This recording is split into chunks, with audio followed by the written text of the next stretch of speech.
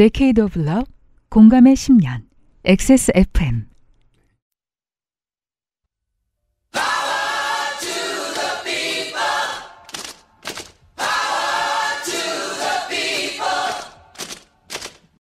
XSFM입니다. PODERA. 묻는다. 안티에이징에 대해, 트러블 케어에 대해 묻는다.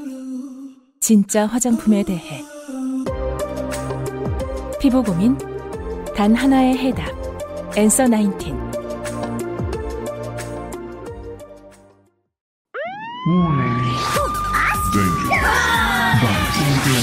Bugs. 이번 주 그 알실의 절반의 예고. 보수정당 전당대회의 특징이 있습니다. 사실이 난무해요. 보수정당 당내 경선에 나온 팩트들은 몇 년 내로 그 당시의 그 당권 주자들을 잡아들이는 역할을 합니다. 아, 재밌어요, 요즘에. 네. 서로를 벌레 취급하고 있죠. 오랜만에 버그코어 사연이 돌아왔습니다. 주의하셔라고 여기 써놨네요. 버그코어 워닝. 신창훈 씨. 안녕하세요. 유형 그리고 농축산인님이자 문학인님인 슈레딩거의 진행자님 하하. 저는 유형의 마음의 고향인 묵호가 있는 동해시에서 AT 크레인을 운전하는 신창훈이라고 합니다. 마음의 고향? 묵호가요? 저희 집안에 묵호에 계신 분들이 좀 있어요. 아. 예. 저희 큰아버지 중에 선장님을 하시는 분이 계실 거예요. 아, 그래요? 묵호항에서. 네. 근데 이 얘기도 들은 지 30년 돼서 기억이 뭐 어디 계시거나 천국에 계시거나 뭐 알 수 없지. 묵호 좋죠? 네. AT 크레인을 운전하는 신창훈이라고 합니다. 직업을 밝힌 이유는 소개할 좋게 된 일이 직업을 준비하기 위해 타지 생활을 정리하고 고향에 돌아와 부모님 집에 잠시 얹혀 살던 시기에 벌어졌었기 때문입니다. 10여 년 전으로 거슬러 올라갑니다. 당시 기본템은 앞에 플레이를 유지할 수는 있으나 레벨업은 되지 않는 저랩인 것 같은 회사를 오랫동안 다니던 저는 삶의 전환점이 필요하다는 판단을 했고, 그죠?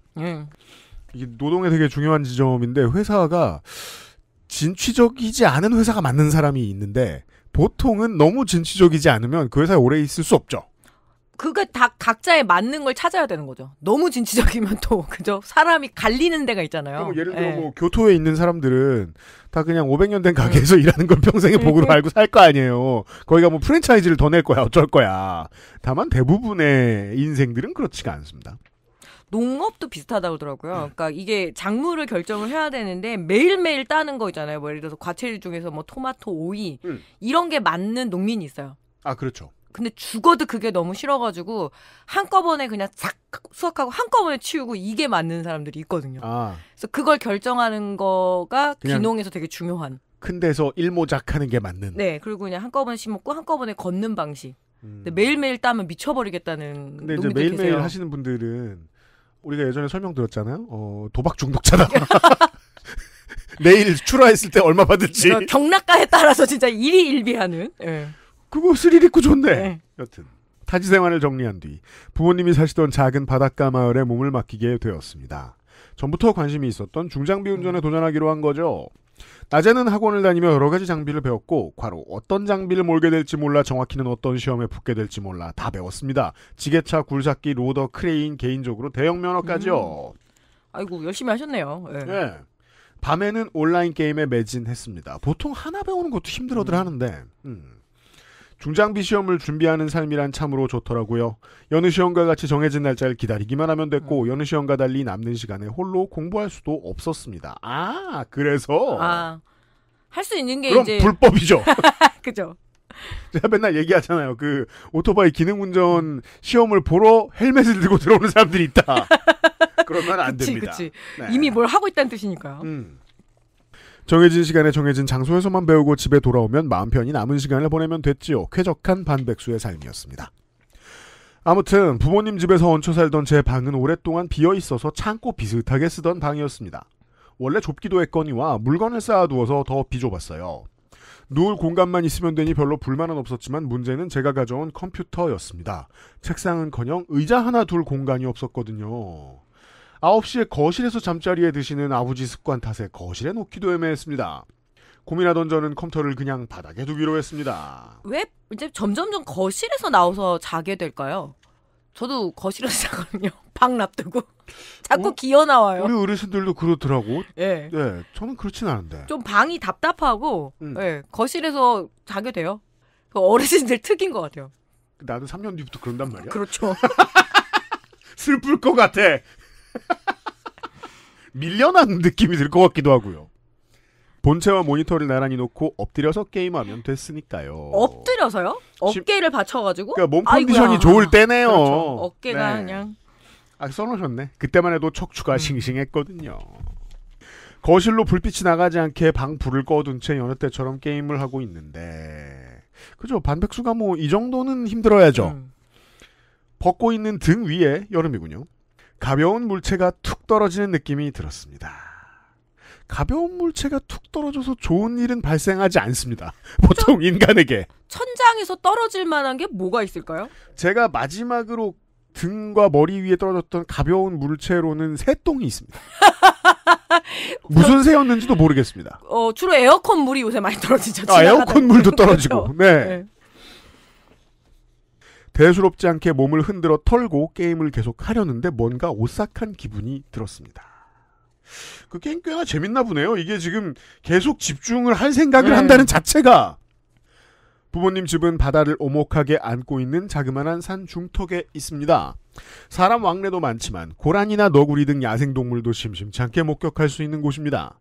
그리고 부모님 집은 오래된 단독주택입니다. 산, 구옥, 야생동물. 딱 그냥 트리플이네요. 거기까지 생각이 미친 저는 자리에서 벌떡 일어나 불을 켰습니다. 놀란 탓에 그렇게 보였을 수도 있다고 여기시겠지만 이건 정말입니다. 20cm는 될 법한 길고 까만 지선생이 과로 들으시는 분을 위해 이름을 삼갔습니다. 신발을 많이 신어야 하는 그 과로 빛을 피해 방문 쪽으로 도망치고 있었습니다. 그죠. 이건 겪어본 사람만 합니다. 얘도 빛을 피합니다. 네. 저는 너무 놀라 하고 비명을 질렀습니다. 그렇게 큰 소리로 비명을 지른 건 태어나서 처음이었던 것 같네요. 머릿속이 하얘졌습니다. 주변에 공격할 만한 혹은 방어할 만한 물건이 있나 황급히. 방어? 방어는 어떻게 해야 돼? 황급히 찾았지만 하나도 눈에 띄지 않았습니다.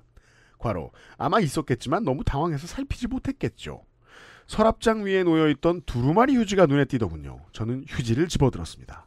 다시 한번 말씀드리지만 머릿속이 하였습니다. 저는 손에 집어든 두루마리 휴지를 화장실에서 풀듯 둘둘둘둘 손에 만 뒤 그걸 지네에게 던졌어요. 타격감 제로. 모니터에도 던졌어야죠. 보통 이제 그 물리학에서 배우면 그 목표물까지 가 닿을 수 없습니다. 던질 때 왜 평 하고 그 풀리고 그 뭐지 두루마리 휴지가 풀리고 왜 나는 휴지를 끝에 잡고 있을 때 리본처럼 그 리듬 체조에서 아름다운 곡선을 그리며 상모 돌리기처럼.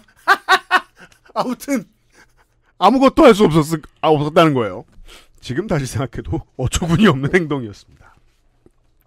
당황지수와 지능퇴화는 정비리 한다는 사실을 몸소 깨닫게 된 소중한 경험이네요.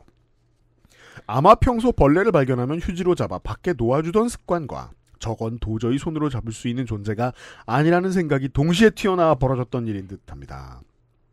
그렇게 똥멍청이 짓을 하는 사이에 지네는 쌓아둔 물건들 사이로 사라졌고 그죠. 집이 있죠. 원래 창고에는 집이 있습니다. 사이로 쓱 들어가는 거죠. 네. 그리고는 자식들 만나러 간 겁니다. 아유 큰일 날 뻔했어 이러면서 불을 켜지 뭐야. 무용담을 들려주고 있는. 다 큰 아들의 비명을 듣고 놀라 뛰쳐온 아버지와 어머니는 한 손에 두루마리 휴지를 든 채 넉나간 표정을 짓고 있는 아들을 휘둥그레한 눈으로 바라보셨습니다. 뭐야 니 와 그래? 아버지 지네가 이따만한 지네가 아버지 지네 물렸나? 물리진 않았는데 내 등으로 떨어졌어. 여기 어디 있다니까 저로 도망갔어요. 내가 가리키는 방 한 구석을 보시던 아버지는 안심과 대수롭지 않음 사이 어디쯤에 위치한 말투로 어머니를 향해 아버지 벌써 지네가 나올 때가 됐나? 라고 하셨고 어머니는 요새 습해서 그런가? 근데 크진 않을 텐데 라고 하셨습니다. 아버지 그래 큰 게 집안까지 들어오나? 무관심이죠. 그쵸? 코드는 이해했습니다. 원래 좀 습해지고 하면 지금 지네가 창궐 할 시즌이긴 해요. 예. 그렇잖아요. 예. 거미부터 해갖고. 어머니 공주 무서워서 큰 벌레가 없는데? 과로. 어머니가 지인에게 선물 받은 페르시안. 잘 때랑 먹을 때만 집에 오는 반쯤 산 고양이. 과로. 아, 그 길고양이인 거죠? 산고양이가. 그렇죠. 그게 이제 그 시골의 특징인 것 네. 같아요. 그러니까 꼭 건조해트턴의 집만 그런 것 같진 않고 막 품종 고양이야. 예. 쟤 왜 저래? 누가 버렸나봐. 아니죠. 강아지들도 그런 경우도 많아요. 예. 그냥 가족들은 기다리지도 않고 있습니다. 밥만 준비해놓고 가만히 있는 경우가 많은 것 같습니다. 페르시안이 길에 있다고! 이상한 일이 아닌 것 같아요. 대화를 듣던 저는 두 분이 뭘 하시는지 깨달았습니다. 의심이었습니다. 그쵸. 모든 부모는 일단 아들을 의심하고 보죠. 아, 그러니까 상황을 보자마자 혹시 아들이 족밥이라 생긴 일은 아닐까?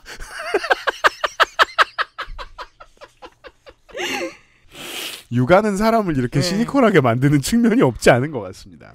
제가 육아를 유일하게 해봤잖아요. 네. 그러니까 어제 깨달은 건 그런 거예요. 자식은 청소다. 치우면 치울수록 좋다. 내 눈앞에서. 근데 나갔던 자식이 들어왔으니 그렇죠. 예, 의심과 예, 여러 가지로 이제 복합적인 감정이 드러나셨겠죠. 치우면 치울수록 좋다니. 눈앞에서 치우면 너무 좋잖아요. 집도 정리되는 것도 좋고 자식도 정리되면 좋고. 청소라기보다는 바닥 뭐 네. 이렇게 표현하는 게 낫겠네요. 치울수록 좋다. 진짜라니까 이렇게 컸어요. 제가 양손을 벌리며 설명했지만 두 분은 한층 더 차분해진 목소리로 대화를 나누셨습니다. 아버지. 공주 요새 안 보이던데. 어머니. 밥그릇에 사료는 계속 없어져요. 밤에 문 열어달라고 울기도 하고. 평온한 대화를 이어가던 두 분 사이 관심 제로. 제가 불안한 얼굴로 계속 방을 두리번거리자 어머니는 아 그렇구나. 이제 지네를 잊어버리셨군요. 네. 그새 고양이 얘기로 넘어왔군요. 어머니는 나무라는 말투로 아버지에게 말하셨습니다. 어머니, 약이라도 좀 쳐요, 영마의 아버지. 과로, 영만 제 형입니다. 과로, 아버지. 뭔 지네 한 마리 갖고 약을 치나? 안 물렸으면 됐어. 물려도 좀 붙다 마라. 아, 근데 지네에 물리면 굉장히 아프긴 해요. 저는 네. 이 표현이 정말 너무 훌륭한 표현이라고 네. 생각합니다. 좀 붙다 마라. 근데 병원에 가가지고 좀 짜야 되던데요. 지네 물린 거는 조금 세요. 그러니까 쏘였다고 보통 표현들을 하시거든요. 이건 거의 총상에 대해서 네. 미국 선배 경찰이 해주는 말. 따끔하고 마라. 따끔. 그거잖아요. 좀 붙다 마라. 따끔합니다. 따끔. 이게 그 많은 아들들이 이런 경험을 가지고 있습니다. 그 취업 준비하면서 집에 잠깐 얹혀 있을 때 이 적극적 무관심을 통해서 적극적으로 나가라는 말을 하지 않고 내보내죠. 그렇죠. 부모님은. 저는 서러웠습니다. 그럼요. 그 상황에서 무조건 서럽습니다. 게다가 지금 이 집에 지분이 없잖아요. 구석방에 진짜 얹혀서 지금 있는데. 맞아요. 아버지 여기 아직 있다니까 이따만 해요. 제 입에서 어릴 적에나 쓰던 오래전에 잊었다고 생각했던 강원도 억양이 마구 튀어나오고 있었습니다. 여기 있더라니까요. 이러는데 이따만 해요. 이런 식으로 해야 되나? 아, 해군에서 상사를 지내셨던 아버지는 껄껄 웃으시며 아버지. 그러니까 더 이해가 가네요. 네. 이야, 신상사들이 이런 거 갖고 놀라네. 허허허, 괜찮아. 라고 아무 말을 하시곤 거실 불을 끄셨습니다. 이걸 불 껐다는 건 나한테만 안 오면 된다 이거죠. 봐요. 처음에는 의심이잖아요. 근데 네. 결론이 어떻게 나죠? 어때도 상관없다. 사실은 지네 100마리를 풀어놨지만 상관없다. 도저히 그 방에서 다시 잠들 수 없던 저는 친구에게 전화를 걸어 술을 사들고 갈 테니 하루만 재워달라고 했고 한밤중에 공짜 술이 생긴 친구는 흔쾌히 제안을 수락했습니다. 그렇게 충격적인 밤이 지나고 며칠이 지나며 조금씩 마음이 진정되어 가던 어느 날이었습니다. 여느 때처럼 중장비 학원을 마치고 집에 돌아왔는데 집안 분위기가 평소와 달랐습니다. 아버지가 창고문을 열고 잔뜩 화가 나신 얼굴로 무언가를 찾고 계셨습니다. 어머니께 상황을 여쭤보니 낮술을 드시고 주무시던 아버지 다리를 지선생이 물고 도망갔다. 아버지 괜찮아요. 물려도 좀 붙다 말아요. 된장 발라요. 이래야 되는 거 아니에요 지금? 와, 신속한 정의구현. 저를 놀래켰던 그분과 같은 분인 듯했습니다. 아버지 증언에 의하면 이따만 한다고 하니까요. 무코말로 이따마는 약 20cm 정도를 뜻합니다. 네.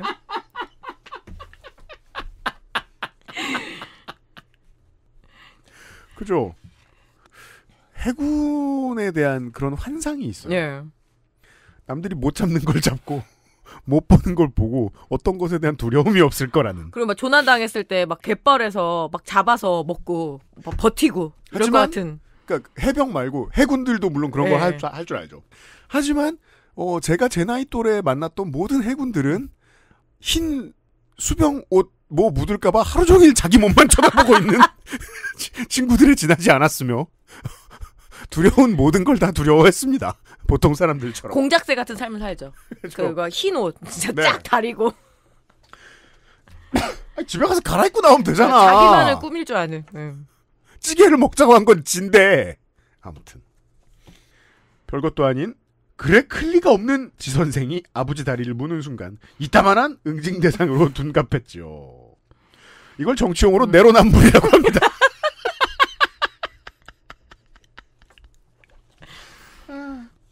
아버지는 분주히 창고를 뒤져 농약 뿌리는 기계.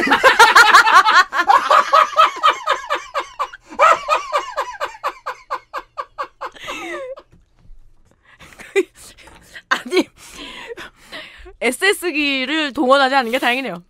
살충제 뿌리는 기계도 농약 뿌리는 기계랑 비슷한가요? 아 똑같죠. 똑같아요? 네. 근데 이게 되게 큰 거 과수농가에서 쓰는 그러니까 거는 중요한 건 아예 집에 뿌리진 않잖아.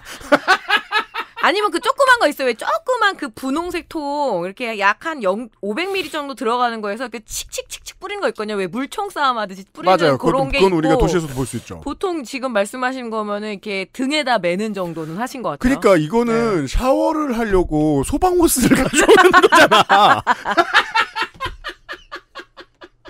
가루 형태의 하얀 약품을 꺼내셨습니다. 살충제. 저도 그때 처음 알게 된 사실인데 지선생은 질겨서 약으로는 잡을 수 없고 다만 약을 뿌려 땅속에서 지상으로 올라오게 만들 수가 있다더군요. 아 유인해서. 아버지는 집둘레를 따라 오랫동안 공들여 하얀 약을 뿌리시고 농약 살포기로 구석구석 액체약을 치셨습니다. 아들을 혼비백산하게 만든 것으로 만족해야 했던 지선생은 그만 선을 넘어 신상사의 다리를 무는 우를 범했습니다. 결국 그 다음날 지상으로 기어나온 선생은 어머니의 손에 최후를 맞이했습니다. 약을 친 날부터 어머니 손에 꼭 쥐고 있던 긴 손잡이가 달린 양철 쓰레바지가 어떤 역할을 했는지 굳이 설명드리지 않겠습니다. 이게 딱 맞죠. 두루마리 휴지보단 이런 양철 쓰레바지로. 이게 그 어른들이 그 해충 처리하시는 걸 보면 바퀴를 처리하시는 게 네. 진해를 처리하시는 방식보다 훨씬 인간적입니다.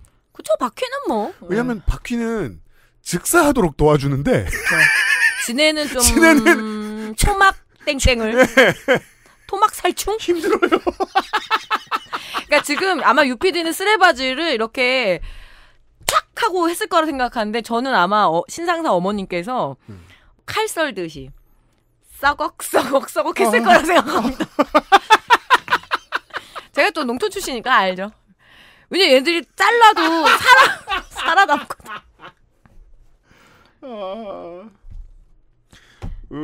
시골 사람 건조에서 진해 잡는 법에 대해 아는 거 없습니까? 토막이 유력하죠. 그 정도까지는 알 수 있어요. 보통 눌러도 잘 다져지지 않는 재질이기 때문에.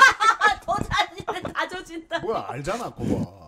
하지만 저도 진해는 싫어요. 보통 이제 끈끈이 트랩 많이 붙여놓긴 하시거든요. 네. 그렇잖아요. 근데 저걸 안다는 건 본인이 엑서큐트를 해본 적이 있는 것이긴 할 것 같은데. 아 참고 안 했습니다. 좋아요. 그렇게 잡힌 애들이 경동시장에 많긴 하죠. 그죠. 내가 왜 지네가 안 무서운가 생각해봤더니 산 걸 본 건 오래됐는데 그건 자주 봐. 네. 건조된 진해. 마른 선생. 마른 선생이라니까 손이상 생각나네요. 전래동화에서는 지선생한테 해코지하면 나쁜 일이 벌어진다지만 다행히 우리 가족에겐 별일이 없습니다. 하늘도 그 복수는 정당했다고 인정한 건 아닐런지. 전래동화에서는 하여튼간 뭘 다 해코지하면 나쁜 일이 생기죠. 까치, 진해, 구렁이 등등등. 예. 공부 과정을 잘 마친 저는 한 달간 치러진 4가지 중장비 시험을 다 합격했습니다. 유튜브로 배운 대형 면허도 운이 좋아서 2번 만에 합격했죠. 아이고, 실력이 있으시군요. 그리고 온라인 게임 아케이지에 어딜 봐 날 봐 아이디는 소속된 원정대, 클랜 혹은 길드도 없이 혼자 힘으로 블랙펄 해적선과 바닷가 2층 집을 가지게 되었. 이게 이제 그 중장비 공부의 특성이라고 말씀하시는 거 아니에요? 공부가 끝나면 온전히 게임에 집중할 수 있다. 네. 근데 직업을 구했어요. 그동안 열심히 했던 MMORPG가 있어요. 그럼 어떻게 하죠? 그때부터 현질을 하죠. 빨리 큽니다. 과로 문학인님이라면 저 성과의 무게를 아실까요? 꼭 자랑해보고 싶었어요. 하하. 다음 주에 물어보죠. 써놓고 보니 이 일에서 제일 좋게 된 건 저도 아버지도 아닌 지선생이었습니다. 부디 다음 생에는 사람과 마주칠 일이 없는 곳에서 천수를 누리다 가시길 바랍니다. 시간이 흘러 콘솔 게임만 잠깐씩 하는 지금은 12년차 크레인 기사로 잘 먹고 잘 살고 있습니다. 얼마 전에는 건강하고 잘생긴 35g 키압 무접점 키보드도 식구로 맞이했지요. 좋은 인생이에요. 저는 35g 키하면서 35g짜리 신생아가 있나? 막 이러면서 그렇게 생각했더니 그게 아니거든요. 예. 보통 우리 골드 총각들이 있어요. 예. 실제로 인정받는 용어는 아닌데 제가 그 삶의 패턴을 잘 알죠. 그런 사람들의 집에 키보드는 보통 이런 산삼값의 키보드들이 있습니다. 거실을 울리는 보글보글 소리가 무척 귀엽습니다. 그럼요. 그 소리가 좋은 걸 알아야 그 돈을 쓰죠. 무코 소식 궁금하시려나요? 그쵸? 작년에 강아지랑 여행 갈 때 찾아서 강릉에 갔었는데 무코를 가볼까 했는데 이 서울촌놈의 특징이 있습니다. 네. 강원도가 얼마나 큰지를 계산할 줄 모릅니다. 다 옆집인 줄 알더라고요. 다들 지도를 양양 옆에 묵고 있는 줄 알고 막. 동해를 따라서 쭉 내려가면 돼. 그게 쉽지 않다는 걸. 네, 저는 알기 때문에 감히 못 갔죠. 가고 싶었는데. 시의 적극적인 투자와 관광객 니즈 변화로 활기를 잃던 부둣가 마을은 감성마을로 변신에 성공했습니다. 지금은 맛집도 제법 생기고 최근에 유명해진 가게도 있고 새로 생기기도 했습니다. 볼거리와 유동인구도 많아진 흥미로운 관광지가 되었습니다. 그러면 이제 동해의 운명을 앞두고 있는 거죠. 네. 핫해진 뒤에 젠트리피케이션. 그런 조심해야 곳이 돼. 지금 한두 곳이 아니어서. 네. 네. 지금 목포가 조금 제가 내일 목포 출장 동해가 되게 걱정돼요. 동해가 좀 그렇죠. 맹방 해수욕장 주변으로 엄청난 그 서핑 유행이잖아요. 양양 그러니까요. 이 서프 비치들이 생겨나면서 요걸 또 다 따라요. 그러니까 흔들다리의 역설? 다 흔들다리. 야, 니네가 100m 그럼 우리 100m, 250m 서로 경쟁하다가 지금은 확 다 줄었거든요. 그죠. 투자비만 많이 듭니다. 탕후루랑 비슷해요. 근데 그러니까 안 뜨면 오히려 다행이라는 말씀을 드리는 거죠. 동네 사람들을 위해서는 적당히 장사가 되는 게 제일 좋고. 아무튼 간만에 버그코어 사연과 함께 했습니다. 지네가 다리가 몇 개지 발이? 갑자기 궁금하네요. 세워보진 않았지만. 네. 30개 이상. 그렇구나. 발이 진짜 많군요. 많으면 250개? 250개? 기록으로는 미국 세코이아 공원에서 발견된 수컷의 다리는 414개. 오메야. 오래 못 살겠네요. 예. 왜냐면 도수치료를 하기가 힘들잖아요. 몇 번 다리요? 보통 이게 지네발 작전 그러면은 굉장히 여러 다리 걸친 이런 그렇죠. 거의 뜻이잖아요. 근데 200개 다리 걸치기는 쉽지 않겠네요. 아랍 왕자 아니고는. 간만에 보고 기억났어요. 집에서 80년대에 가끔 만났던 저 친구가 기억이 나네요. 네. 저는 신창훈 씨의 편입니다. 까만 것도 있지만 색깔 되게 요란한 애들도 있어요. 맞아요. 예, 빨갛고 파랗고 맞아. 예, 그런 거는 좀 지금도 많이 봐요. 어릴 때 생각했어요. 예. 누가 칠했나? 싶을 정도의 예쁜 색깔이잖아. 예. 레이디버그급에. 예, 그래서 정말 더 무서웠던 게 기억이 나요. 간만에 버그코어 건너뛰신 분들께 위로의 말씀을 전하면서.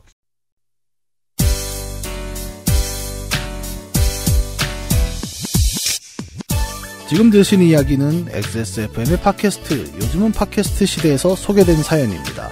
여러분의 인생 이야기로 꾸며지는 국내 최장수 예능 팟캐스트, 요즘은 팟캐스트 시대는 아이튠즈와 팟빵, 그리고 지구상에서 서비스하는 다수의 팟캐스트 플랫폼에서 만나실 수 있습니다. 당신도 참여할 수 있습니다. 사연을 보내고 당신의 이야기를 저희와 나누고 싶다면 우선 저희 방송을 들어보셔야겠죠. 한국 시간 매주 화요일 오후 5시에 업데이트되는 요즘은 팟캐스트 시대를 검색해주세요.